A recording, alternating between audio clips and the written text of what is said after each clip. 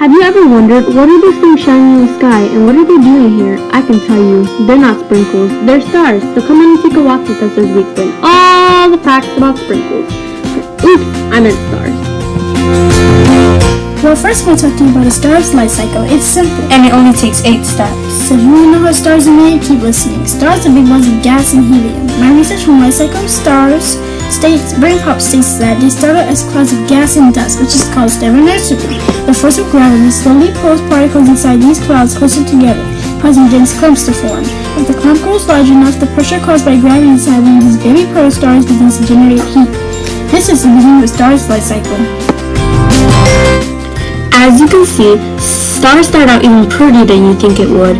After the stars start forming, even more things start happening, like the heat and pressure build until a nuclear fusion reaction begins to take place in the core of a star, until gravity pulls hydrogen atoms together, smashing and fusing them into heavier helium atoms. But stars don't end their life cycle right then. They live for at least 1 billion years. Closer to the end of stars' life cycle, it begins to swell up really big, and after it swells up, explodes.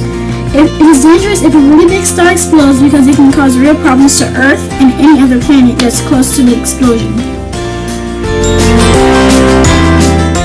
Did you know that stars have ages? Yes, ages. You heard correctly. According to the book Space, stars have ages. But the most rare part is that they change shape depending on how old or young they are. So really, stars are really shaped like stars. Now we're going to talk about constellations.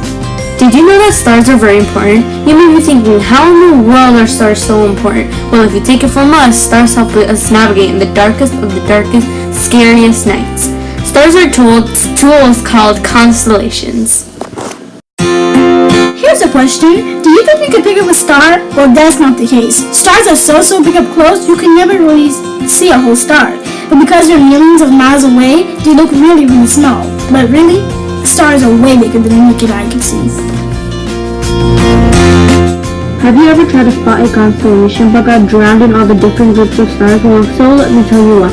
There's this thing called a galaxy, and this means that there's a group of stars in one place. If you wouldn't know how to find a constellation, then put your hand up in the air to help you find the constellation that you're looking for.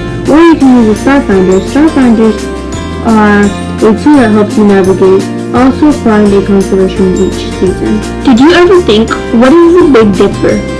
What does it represent? Well, all the Big Dipper is a group of 7 bright stars in a Ursa Major showing a dipper outline. Now we're going to talk about star scientists. You know that there are people who study space? You may be thinking of an astronaut, but really it's an astronomer. They study everything in our universe, like stars, galaxies, black holes, the sun, and our solar system. They are the wizards to our outer space. Here's a question. Do you think stars can produce light? Well, if so, you're right. Stars produce light in the dark because of gas which freezes heat up, which makes it produce light. Have you ever heard of a Hubble Space Telescope? Well, if not, let me tell you what it is. The Hubble Space Telescope is a telescope that helps you see 50 times greater than the naked eye. Well, that's all for learning about stars with Emma and Maria. We hope you found something very interesting in this documentary. And we hope you enjoyed. See you next time!